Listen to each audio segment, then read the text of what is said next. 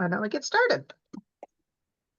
Okay, welcome everyone to our Arcadia Book Club discussion of Table for Two by Amor Towles, a collection of 6 short stories and a novella picking up the story of Eve from The Rules of Civility, his first novel. Okay, so Yeah, Nancy, hold on. I just want to let everybody know I have to leave at about 10 to 7. So when I just disappear, don't take it personally, except Larry. Okay. Thank you, I will. Okay. so doing a short story collection is a little different for us. So I don't know how we want to proceed. I I loved it. I thought each story was good or is better than the next. And I was a little surprised when we started out in Russia because I thought they were all in New York.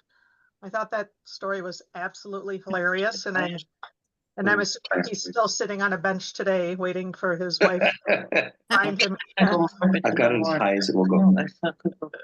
No, it's a Nance, Maybe everybody, since there's so many of us, well, put yourselves on mute, and then we'll just have to do the hand raising thing. Otherwise, we're going to all be talking over each other. May I Okay. just ask a question before we start? And I'm sorry, James, I am interrupting you. I'm just curious how many of us have read his other stories, 1, 2, all of them. I've read 2. Yeah, I've read 2 of his 3 novels. I haven't read Rules of Civility that everybody loves so much. So, but that's one of the thing I was going to bring up, Mary Pat, was that, obviously 2 things were obvious in the first story to me.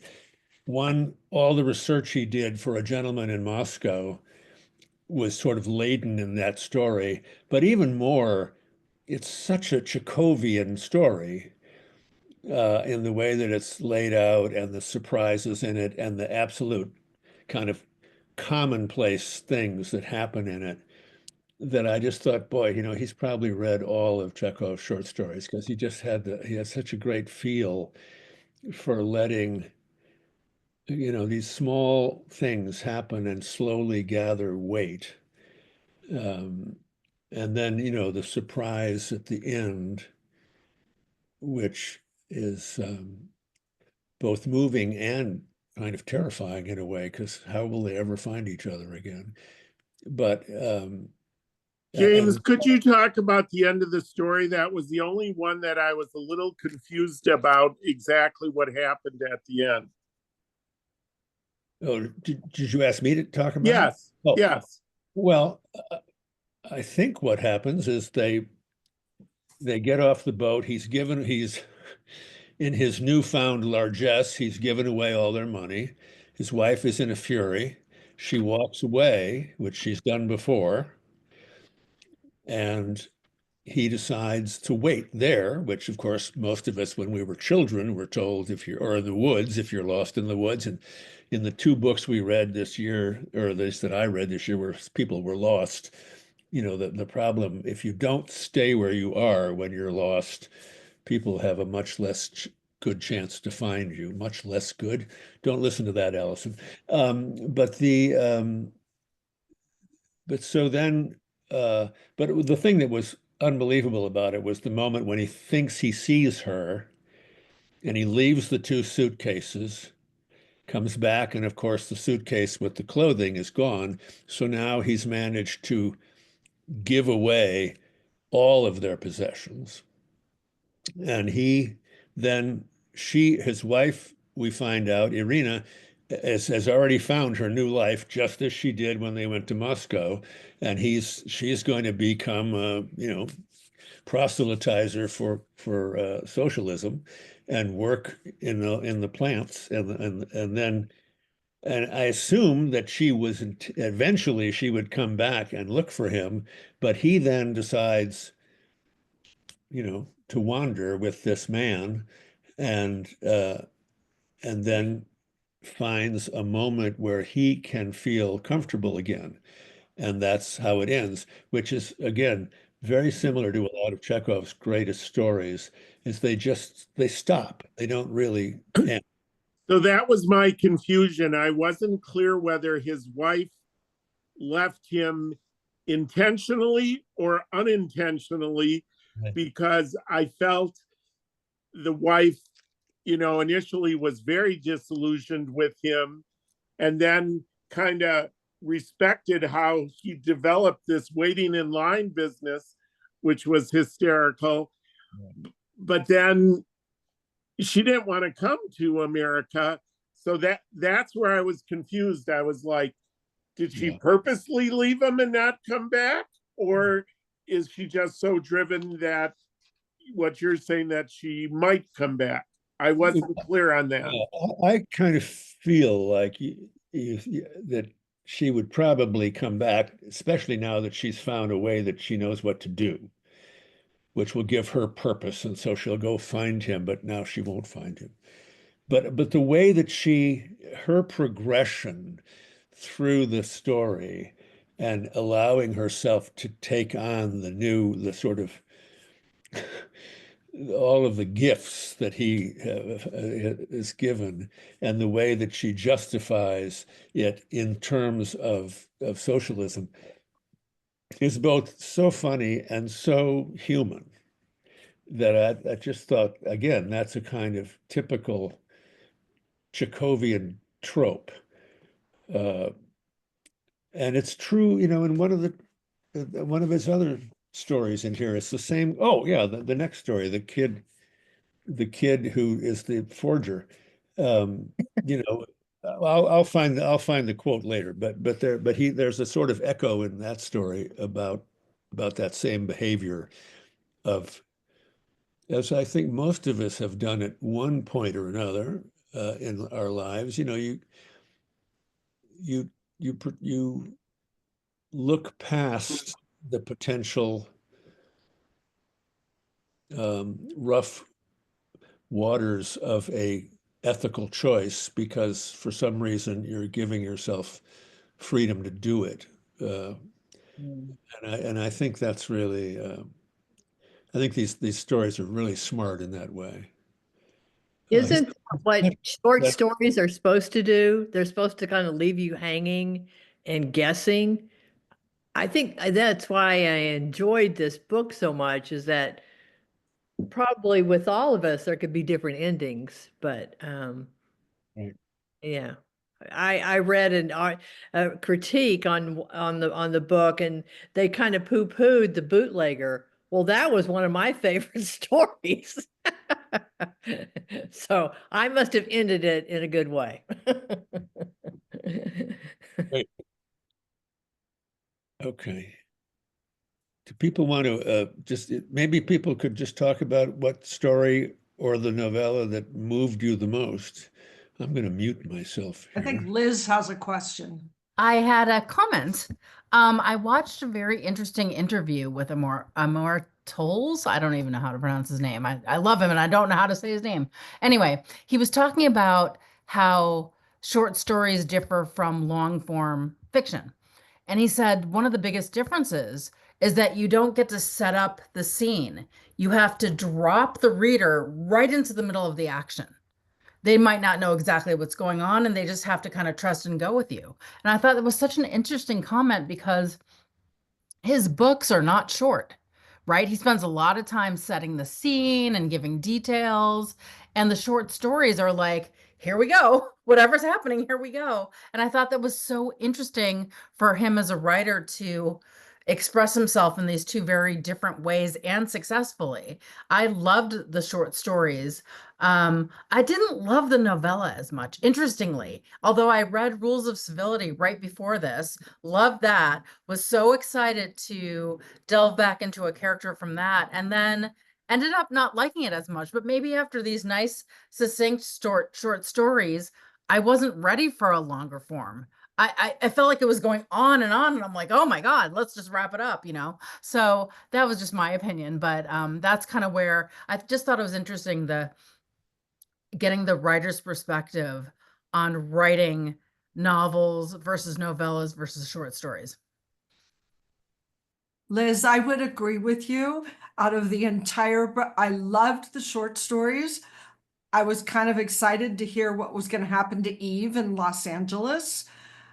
And then I just wanted it to be over. I went, okay, wrap this up. Not that it wasn't interesting, but and maybe if it was separate from the short stories, I would have felt differently. So that I think that's interesting. And then the other thing I was going to say, based on Adele, what you said about how the short stories, I mean, I thought his little last sentence that summed it up but didn't sum it up and left me with all sorts of things to think about. It also reminded me, it seems like a lot of musicians these days, John Batiste being one of them, because I love his music.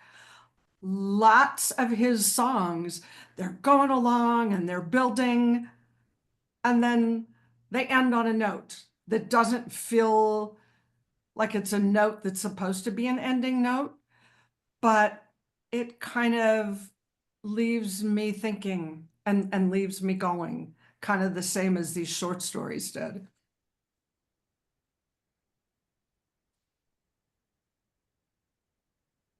Well, I thought it was interesting how he would put his characters in some very sophisticated situations or kind of rarefied, they're going to the symphony or they're fine art dealers and all this. And yet, and I think I could break it down that in each story or in the collection, one of the seven deadly sins is hit upon. So it's like, even though they're so sophisticated and wealthy, didn't cover up their greed or their self-righteousness or any of that. So I guess I had to fudge a little bit with the gluttony would be the alcohol instead of food at the airport. The character I felt the worst for was the man that just wanted to roller skate and have fun and just get back to his youth and do something so simple. It's like, why was she so mean to him? So, okay, that's enough for me. Is anybody, you want to literally raise your hand, or, okay, the Smiths will unmute.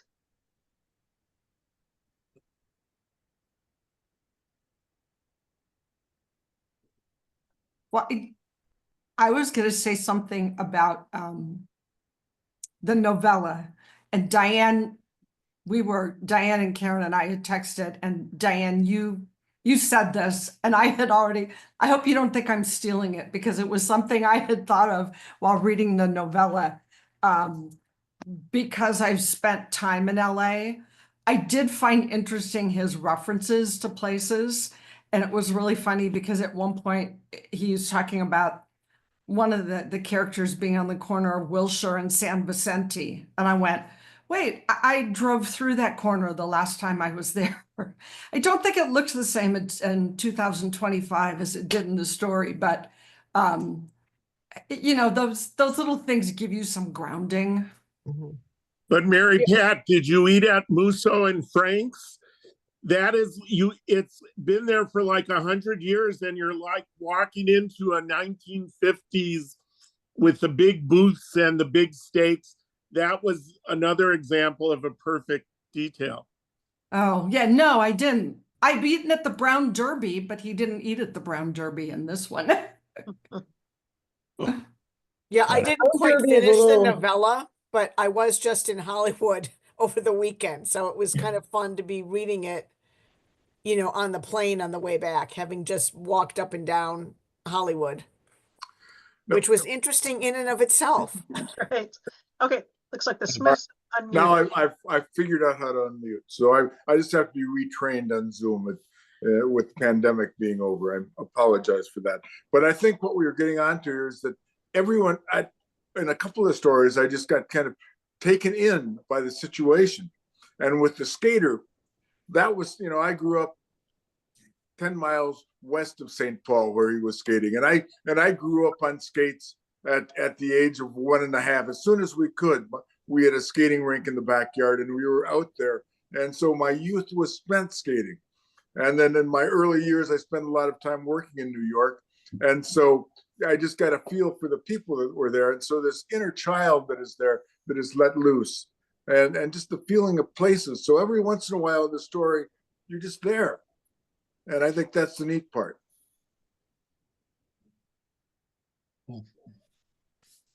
Yeah, I would have liked to have seen him in his sparkly hot pants shorts and everything. And it's too bad he didn't get to go on. Yes. You know, one time I remember being at the beach. My daughter was a teenager then, and there was this older couple. We watched them walk down the beach, kind of like this man on this skate. They just, I mean, I just remember they were old, and they were walking down the beach slowly. She had a chair, and they set up, and she put her chair right at the edge of the sand, and then the man put on his flippers and his goggles and started swimming out. And then, you know, once he got past the waves, was just swimming.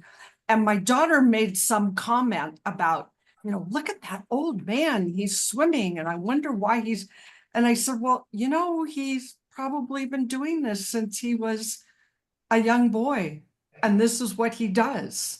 And it doesn't matter how old you are, you still, and it's like, what was his name? John? No, whatever his name was.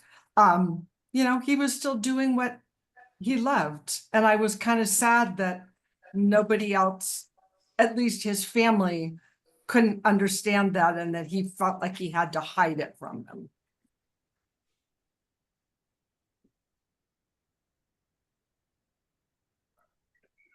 Other, oh, yeah, Al. I'll agree with that. I liked the Eve story the best out of all of them, and I've read all of those too, and all of his books, and I just love his character development and the way he sets things up and the way everything flows out. And I thought Eve did a great job of that, and I really was looking forward to what happens next all the way through that. The short stories, not so much. The first couple just seemed like people blowing in the wind and just letting circumstances do what they wanted to them. The one I did like, I think his name was Percival and Lucas, the uncle and the kid about the pieces of the painting. That I thought was pretty good because it gave you some really good insights into art and people who really get into that sort of thing.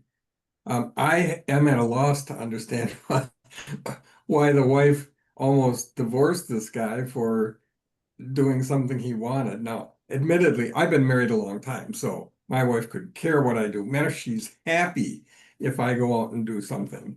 But I don't know, maybe it's because they were only married 5 years that she was wondering why he had another interest. It just seems so strange on so many levels that she would cut him off and end everything just over that. And I suspect it was because he had this secret little thing that he really enjoyed. Well, why the hell didn't he tell her? It was nothing to hide, especially from your wife. All of the stories to me, all the short stories were like that to me. I didn't quite grasp them like I could with Eve. I love the way the guy writes, though. I loved all his novels, and I enjoyed all of these, but not to the extent that I was hoping to. So I think he's a good novelist. I'm not sure about a short story person, but I did like Eve a lot. Al, I can answer your question about the wife. It's the end of that story on, I can't see, 139. It's the final, well, it's the second last page. As I watched John, this genteel old man surrounded by a small fraternity of admirers, with his hands crossed on his chest and his head tilted back, turning in circles to the point at which he almost blurred, I understood that Peggy had every reason to feel betrayed, because when she looked down into the little screen of Nell's camera at the figure of her husband on his secret outing, what she saw was an image of unadulterated joy, a joy that not only existed in her absence, but seemed to require it. So I thought that was it seemed ridiculous that she would end the marriage, but she felt betrayed, because he got the most joy of this activity without her. And I thought that was a good explanation for something that didn't seem to make sense. Okay. I don't see it. I just don't. Well, just a minute, Al. You want to share with us, because your wife's not here, you can tell us the thing that you do that she doesn't know about. There you go. So.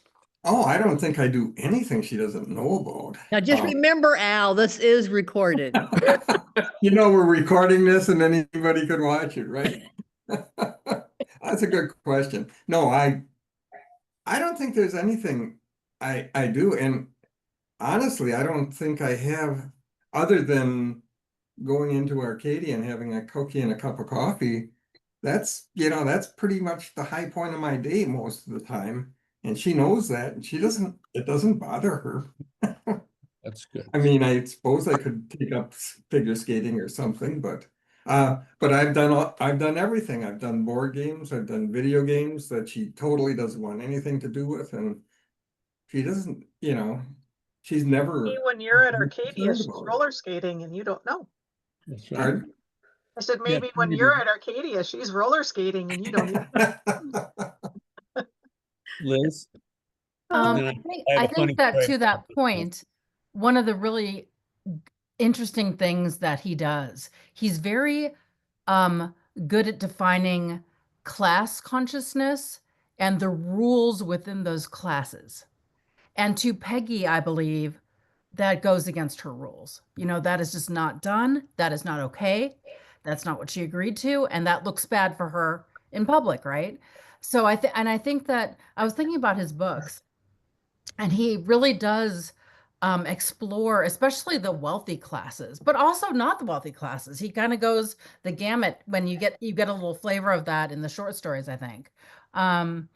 But he definitely does do the wealthy class very well, and how they navigate their family ties, the social ties, especially in the one with the art, how that inheritance is navigated. I think it's very interesting how he gives us a window into maybe a world we do or don't know. That's good. And it might not be our rules for how we run our lives, but I think he is sort of defining how a certain class might define theirs, or certain people within that class structure. Well, do you think any part of the marriage dissolving was on him? Well, I mean, think I that just- it's sad, because it would have been great if she was like, she could embrace it and then they could share it, right? But the fact that he felt like he had to hide it maybe said something there that, he didn't feel like I she would suppose. accept it, so he did it secretly. She married Clark Kent. She didn't like finding out that he was Right. Superman. Yeah, I thought here is one of the way in which he's such a good writer, and his craft really shows, because he set the wife up as a person who was not open and accepting at the very beginning, when the daughter is reluctant to go see her because the last time she went, the daughter had been criticized for what she wore. And so then at the end of the story, we have exactly the same sort of thing happening, where it's as Liz very aptly put it, very out of the norm. And she just never was open to things that didn't fit within a prescribed territory. So he kind of set us up for what was going to happen at the end, I think, from the very beginning. And Agreed. Okay. Good writing. Yeah, I think I think what Charlotte said, like he kind of sets us up, or he sets that character up to kind of be closed off. Like it's not just because she's some like really closed-minded, like super conservative person. Like hadn't it been that she'd been cheated on Yeah. before, and like I mean that messes you up. Like even if he wasn't cheating, he was just roller skating, which is a weird thing to say. It was just roller skating, but he it still is like a trust issue for her. But I think it was kind of going back to what Liz said about the class consciousness. I thought it was a really, to be honest, I didn't love this book. I thought the New York stories were very like folksy, like a not New Yorker perspective on New York, almost like caricatures. But I thought this one with the roller skater, it seems like she's so like upper class, upper west or east side New York, and he's so much like, I don't know, let's say like the Village or somewhere more like hipster and fun and artsy. And that kind of like tension between like, yeah, New York is like this monolithic dream for some people, like say the first story with the people coming from Russia. It's like just the representation of America. But in the roller skating story, you have like different New Yorks kind of in tension. Like you've got the Central Park skater New Yorkers versus the kind of like super respectable brunching New Yorkers or whatever. And I like that aspect that it showed like there's New York, but then there's the New Yorks within the New Yorks. Well, but the point, I think, coming on to what you were saying is if you went to New York and you weren't from New York, I mean, they're very happy to take Midwesterners in who work their butt off, and they can succeed within the firms, and you can become very wealthy, but you can't become upper society New York as well. That's the difference. So he was not that. He was a Minnesota boy. Yeah, I think it said that, like, I think it had that tension put really well. Like there's a lot of novels that are like New York novels, and they speak to like the whatever native New York experience. I don't know what that is. And then the like people who moved to New York, but that kind of like conflict between, like you just said, the people who move to New York and aspire to something, and the people who are the wealthy New York who won't accept them no matter what they do. And I thought that was interesting. That was my favorite story. I did really like that story. Kate, your comment about it being, the stories being kind of folksy, and I don't know if I would use that word, but the characters were all drawn very specifically, and one could argue caricatures, like in the story about the painting, which I had a heart attack when I'm reading that this guy is carving up his like, no, how could you do that? Anybody in their right mind. That being said, I could never wrap my head around the 10-year-old Lucas, who, had hippie parents and or, who had been, and he's this little kid in his very proper and perfect and acting like a butler. And I just could never, I thought it was an interesting story. And then he had his Uncle Percy, who I think they were, they kind of bonded, but I kept going, where did this kid come from? Why is there no explanation as to why he's so, I don't know what, mannered, perfect, Precocious. kind of strange for, yes, kind of strange for a 10-year-old when his parents weren't that, I wanted to know why. Yeah, but that kind of goes along with your, well, let me depict this child this way and just plunk him in this story. So is that the main critique of short stories, that you never get anything but what's on the page? I mean, I'm asking all the literary folks here. I guess I thought the little kid, because I have a grandson who could be just that. very proper. But I guess I don't read it deep enough to wonder about those kind of things. I'm just really face value. This is just a slide of a big story, and I didn't ask those kinds of questions, and I feel like I'm kind of missing something. I believe what I read, I guess.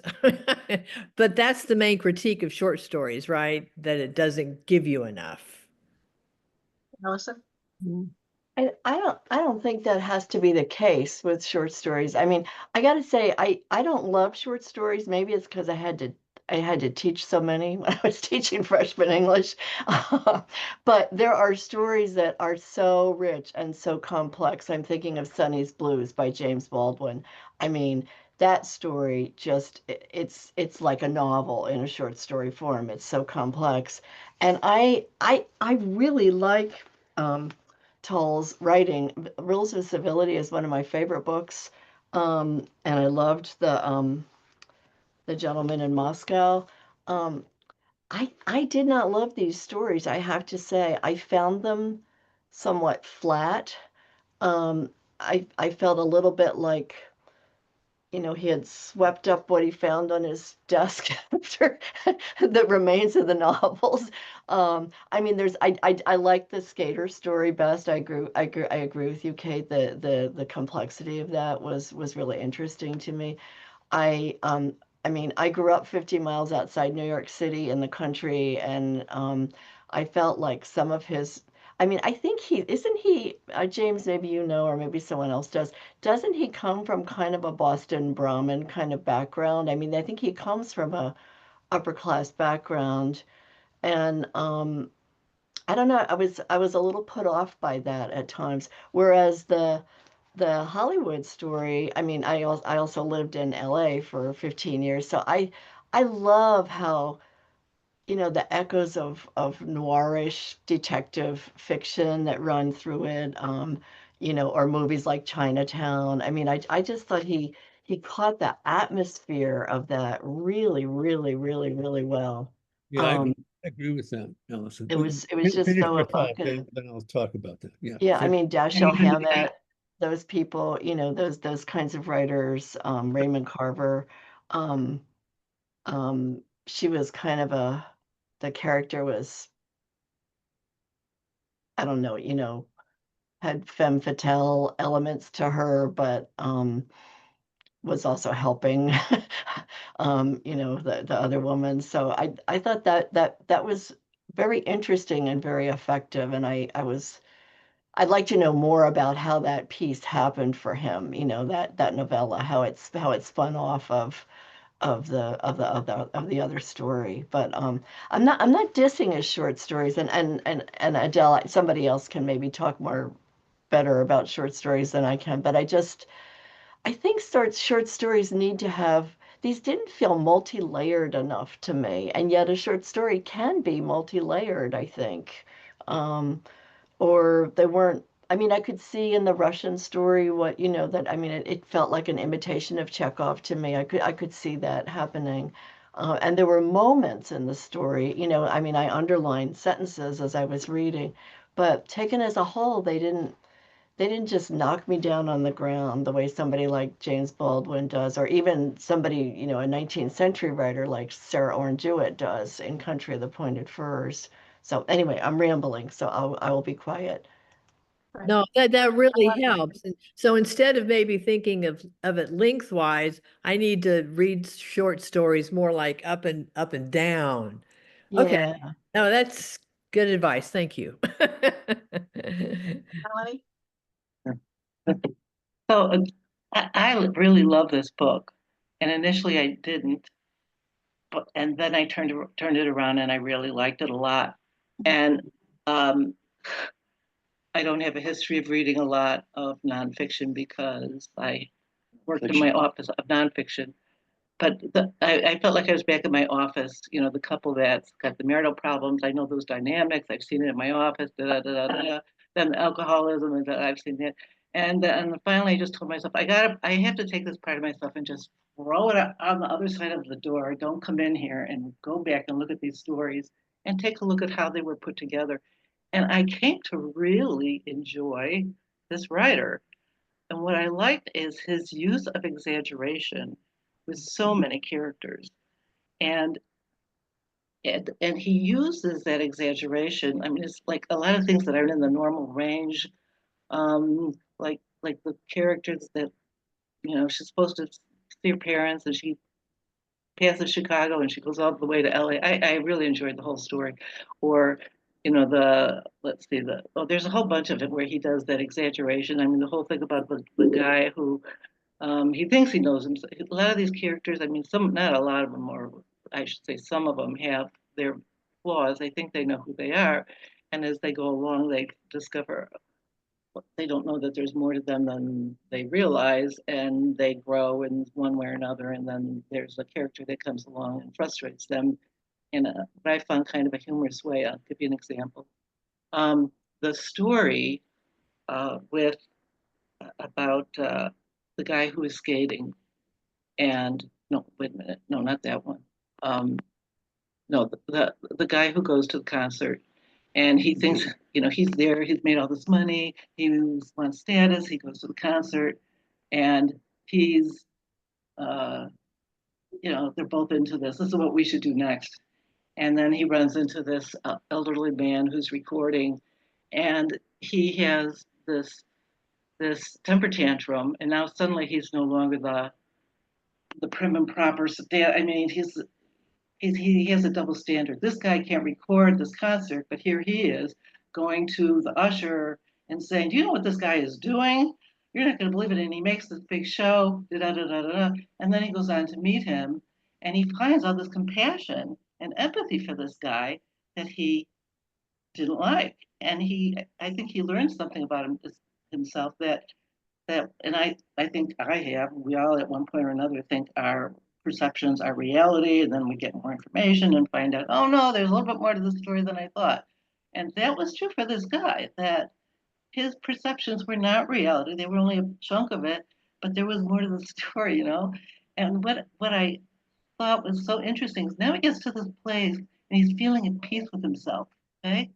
But the daughter comes and she does something to make him feel incredibly uncomfortable and says, every time you go past this apartment building, you're going to feel horrible, da, da, da, da, da, da, da, da, and, you know, explodes the whole thing.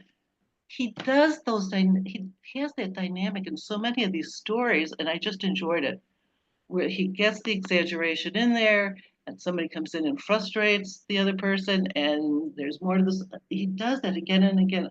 He could be, if he ever wanted to become a comedy writer, he'd be really good. He'd be really good at it. That's he has a lot of those underpinnings. So, and as far as the last story, I grew up watching those old 1930 movies in black and white. And when I was reading the dialogue, I felt I was back into that time period, some of this. And I totally ate it up and loved it. It was just playful along with the murder mystery. And I just have to say one more thing. That whole thing of that surprise element in that first story. I mean, it's sometimes, you know, I'm sure you've read it where a character comes and frustrates another character, the protagonist, and there's the surprise that comes out of it. But it was me, the reader, that felt the surprise when he lands up in the line again. I wasn't anticipating that. That was a nice twist. And I was in Poland during when the communists there, and I actually was in a line, way in a long, long line to get one object, and it was cold out, and that brought back a lot of memories for me. So I appreciated that, and I could talk about this book on and on, so I'll stop here. Melanie. Larry, did you have your hand raised? I didn't, but I want to talk after Liz goes because her hand is raised. Oh, thank you, Larry. I won't be long. Well, I think one of the problems that I had with this book, because I really mostly liked it, but I really wish they hadn't combined the novella and the short stories. Because when I was hearing him talk, he said that the common thread of the short stories is the table for two. Yeah. That there are significant conversations that happen when one person is across from another, and it's like some kind of critical moment or they're discovering something. And I like that thread, and I like short stories. So that all worked for me.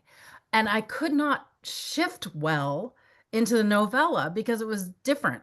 And I liked elements of it, but it wasn't in that same thread. So I wish the novella had been more like a Claire Keegan novella in and of itself.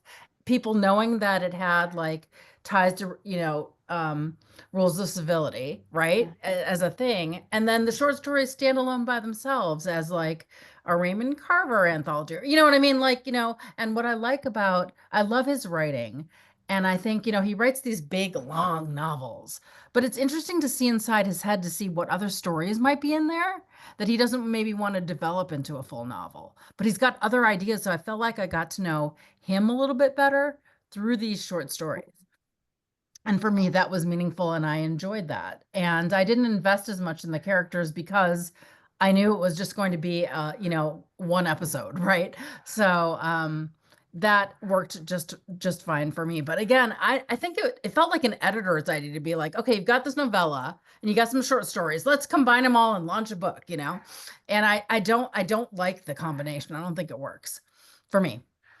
That was it. Larry. Okay, I want to try to respond to some comments and say like one quick thing, because I absolutely loved both the stories and the novella, and probably partially because coincidentally my local book club, we just read Rules of Civility. But I want to start by answering Adele's question. I don't think you can generalize about short stories any more than you can generalize about novels. And if you've never read my 3 favorite short stories that I taught for many years to 8th graders, I recommend Telltale Heart by Edgar Allan Poe, The Monkey's Paw by W.W. Jacobs, and A Sound of Thunder by Ray Bradbury. The thing that I loved about the stories is they almost always had a great twist at the end.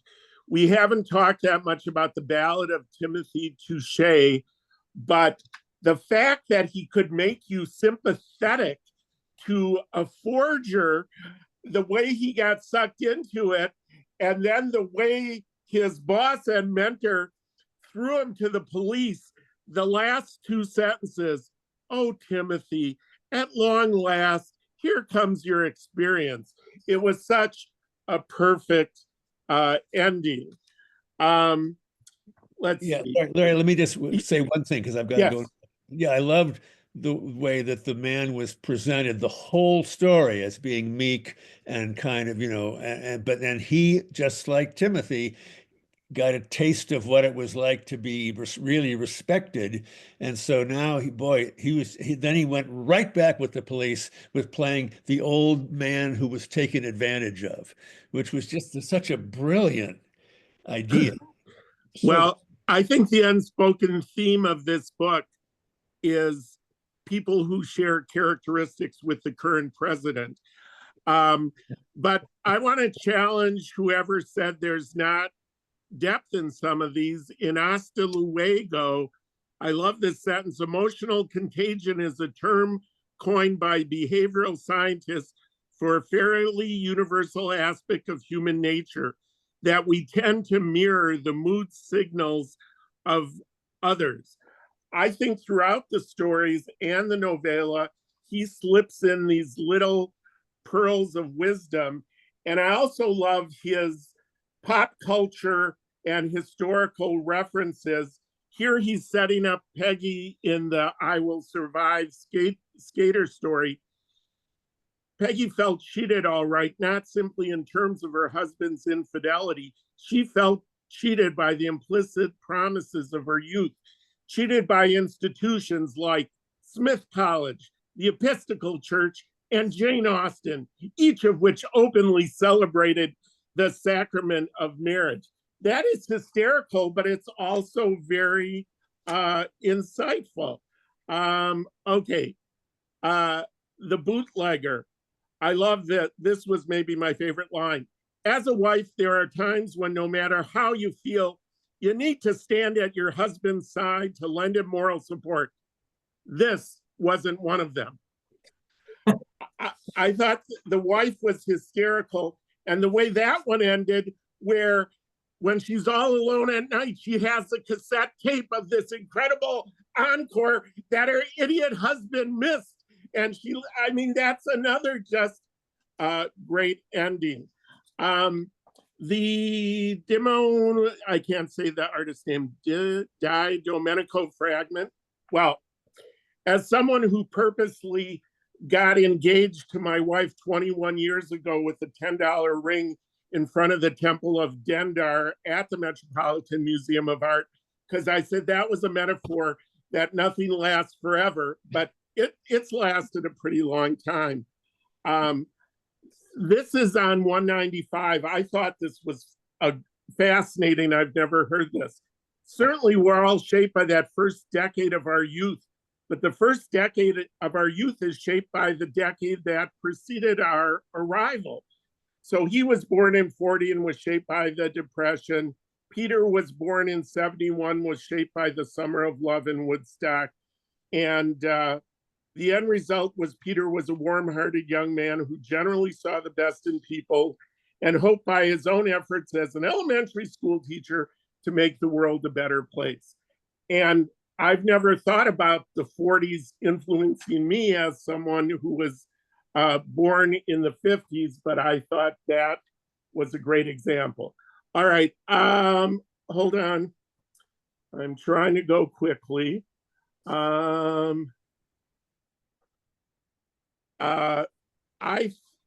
thought that the thing that I loved about the novella was the 7 different points of view. And nobody's talked about my 2 favorite characters were Charles and Prentice. And they were so different and they were so funny. And the way they all ended up helping Eve, it would make a great movie. And I thought he did that shifting point of view brilliantly. And I'm getting to the end. So I'm not going to read it, but it did explain her wanting to know the truth because nobody was truthful her whole life. But I'll jump to the end of the book, which I feel like is relevant to today's politics. The men who built these monuments were gone, but one generation after the next, new versions of the Moguls had appeared, ready to assume the thrones and pursue their whims with the same presumption of preordainment. No, thought Eve, one can't count on the sands of the desert or the winds of the Santa Ana to undo the works of the single-minded. For the world to have any sense of justice, a team of artisans had to come forward with their hammers and paintbrushes and pumice stones in order to patiently unmake the palaces of the proud. And another great ending, and I thought that had something today to do with today's politics. I'm done. Thank you for letting me go on. All right, Larry. Does anybody have anything else they want to say about Table for Two? Bud?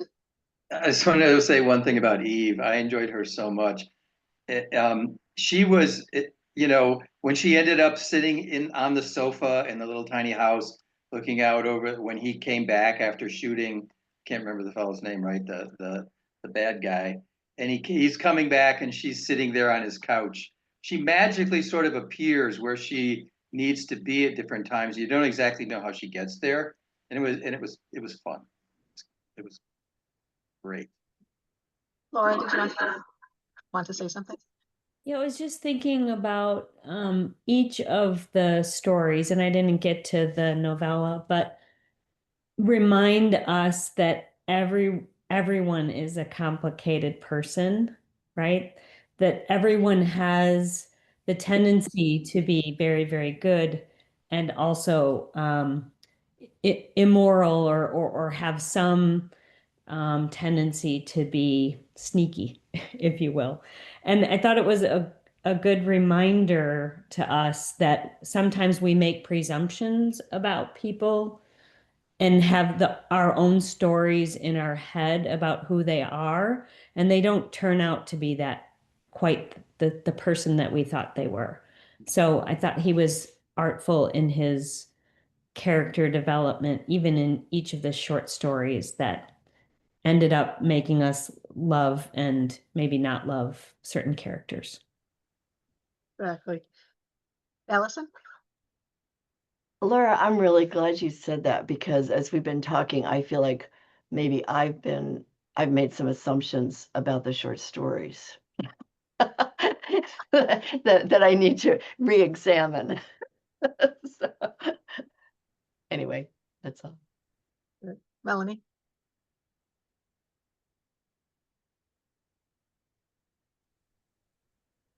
I like what you said about we've all been there. There's and we've done these things, and I really think these stories have so much not humanitarian, but a human element that and I think that's another reason it's got some heart in it, is because we have empathy for characters, and they remind us of ourselves at certain times, and he really does bring that out in many of his stories, which I greatly appreciated about him.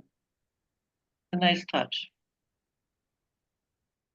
All right. Well, thank you, everybody. So next month, we're going to read a book that neither James nor I have read, and it's a debut novel, but we're going to go off the recommendation by Geraldine Brooks, who won the Pulitzer Prize for Horse. So she knows about writing. She says this is a magnificent novel, throbbing with life in all its pain and precariousness, yet suffused with the glorious possibilities of love and redemption. So we are going to read The Names by Florence Knapp. So that is on June 18th. So what this book is it takes on 3 different stories about the same characters. So the premise is, how is what you're named, how does that affect your life? So it's one child that has 3 different names. So it's 3 different stories is what I'm trying to say. Not like his name is Joe Bob William. His name is like Gordon in one and Bear in another, and whatever the third one is. So how does what he has been named affect his life? So, like I said, this is a debut novelist. She's a nonfiction writer. Previously, she wrote about a centuries-old method of quilt making. So I think her story is pretty interesting. This has been getting rave reviews from everybody. So June 18th, The Names by Florence Knapp. All right. Thank you, everybody. Have a good rest of the month, and we'll see you in June. Thank you. Good night, Thank you. everybody. Bye, Bye-bye. everyone. Bye-bye.